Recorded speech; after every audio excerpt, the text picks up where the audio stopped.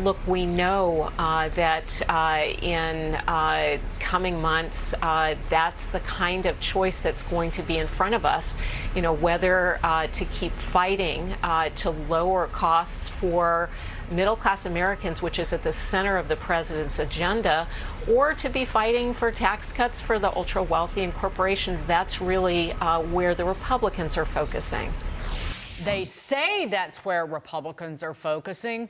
In reality, it's what the White House is focusing on. So according to Politico, the White House plans to put out a memo twisting words of Republicans, villainizing Trump and his tax cuts that had far more support with the American people than Bidenomics currently does. Let's bring in Wisconsin Senator Ron Johnson, who sits on the Senate Budget and Finance Committees. Senator, always terrific to see you.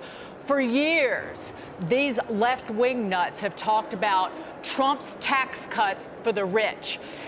Joe Biden says we're getting rid of all the Trump tax cuts. And there was a freak out by the Democrats because they realized he was essentially saying taxes were going to go up for 60% of Americans, for the middle class, lower income Americans. They got caught. They're trying to twist what Republicans did for this country. Well, first of all, what the Republicans did for this country is we delivered a record economy in world history, and every American got a tax cut. The top 1% pay about 43% of total income taxes. They make about 26% of the income. So at some point in time, you say you have to admit it's a fair share. But the damage that the Biden administration has done by this massive deficit spending, a dollar you held at the start of the Biden administration is now worth 83.3 cents. That is permanent damage, and I think a shocking statistic. I just read in the Wall Street Journal, the average cost of a new car went from $37,000 a year to $47,000 in just the last 3 years. I mean, that is a 27% increase. It's shocking because of that inflation, because of that massive deficit spending, but also because of their insane drive to put force every American to get an electric vehicle when Americans don't want electric vehicles. You know, Senator, I love the Democrats out there demonizing the wealthy or Wall Street because these are their donors and this is their voter base for number one. But it always gets me that, to your point, the wealthiest Americans are paying over 50% of their income in taxes when you include state taxes in their tax burden. And how much is enough when these Democrats think that it's actually not your money, that you earned it, it's their money, and they're just letting you keep a little bit of your hard-earned cash? That philosophy is so bizarre. And of course, their massive inflation, the devaluation of the dollar they've caused by massive deficit spending is hurting the very same people they purport to represent, people in the lower income. So, you know, what's strange, Sean, what's happened in politics is Democrats now represent the elite, the powerful government. They're taking away our freedom. Republicans, we're the ones representing the working men and women of this country. You know, people are having a hard time buying groceries and are skipping those meals. That's a sad fact. People are having to skip meals because they simply can't afford $1,000 a month is what it's costing Americans just to keep up. $12,000 a year when we have polls that show a third to two-thirds of Americans can't afford a $400 emergency. How can they afford $1,000 a month of Biden's inflation? And the Democrats only have telling all of those working men and women that what they felt and experienced under President Trump wasn't real. They're trying to rewrite it by lying again and again and again.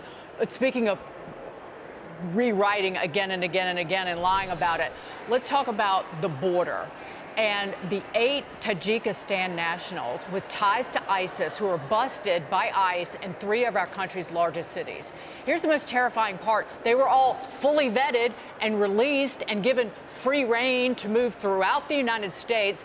And we'll remind everyone that it was only just a week ago that Biden's FBI director said this.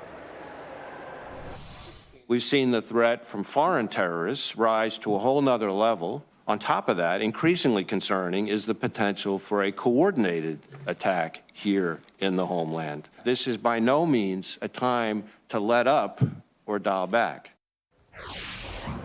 Senator, it's really not a question of if, just when there's another 9/11 because of Joe Biden's open border.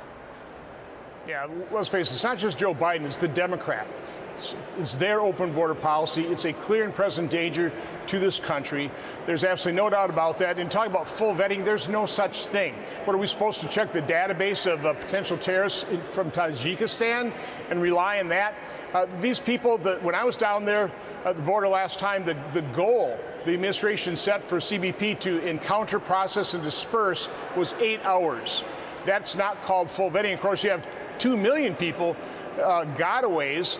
Either we detect them coming across, or we don't even know they came across. It's an estimate. 2 million people. We have no idea who those folks are. So there's no such thing as full vetting. And these 8 individuals, this is just the tip of the iceberg. That's right. This is what we know about. I have to imagine there's far more out there, Senator. But here's what burns me. Christopher Wray there's threats that his budget's going to be cut, and he'll come back to these threats to the homeland and be like, oh, no, we got to protect us from foreign terrorists that could get coordinated, which, by the way, I agree with. So maybe he should stop focusing on pro-lifers or people who protest at school board meetings with LGBTQ policies being taught to third graders. Stop going after conservatives and actually focus on the real terrorists. And I'm sure people like you won't want to cut his budget, but if you can't focus on the real bad guys, that's a conversation you should be having in Congress. Well, they've had this massive dragnet, this massive manhunt for, grandma and grandpas that showed up on January 6th, never entered the Capitol, just happened to be in Washington, D.C. They're taking agents, SWAT raids to arrest people that are no threat to them whatsoever. So no, the FBI has become completely partisan. It's wasting resources. It doesn't need a budget increase. It needs total reform. It needs a complete change at the head. Christopher Wray, his job was to restore integrity and credibility of the FBI. He's done the exact opposite. Senator, before we go, one liberal filmmaker posing as a conservative groupie, secretly recording Supreme Court Justices Samuel Alito and John Roberts at an event last week. The left now using those tapes to try and force a vote on a Supreme Court ethics bill in their greater effort to dismantle the high court. They even, this woman even targeted Alito's wife and cornered her. And it's just, before we go, Senator, the left, in their high-handed idea of their own morality, will stop at nothing to dismantle the courts and get their way. It's really grotesque, the lengths to which they will go. No, it's despicable. I mean, Majority Leader Schumer basically threatened Supreme Court justices. Merrick Garland refused to prosecute individuals who are threatening Supreme Court justices. I mean, it's against the law. He won't enforce that law. Instead, they have their lawfare, the weaponization of government against people like Donald Trump and conservative Republicans. So no, this is a travesty. It's got to stop. We need to win in November. Senator Ron Johnson from America's Dairyland, thanks for being with us on The Bottom Line. We appreciate you and all your good work. Thank you. Have a great night.